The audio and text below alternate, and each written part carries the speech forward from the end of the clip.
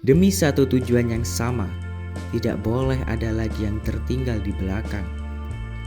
Karena kita adalah aset masa depan negara. Dimanapun kita lahir dan berada, gizi dan sehat adalah tanggung jawab kita bersama. Kita semua harus menjaganya.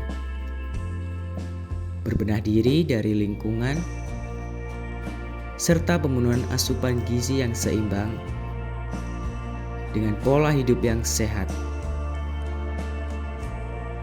Semua akan terwujud bila kita peduli, bila kita mau terus belajar dan kita sadar, mulai dari diri sendiri untuk masa depan yang lebih sehat. Sehat satu, sehat semua.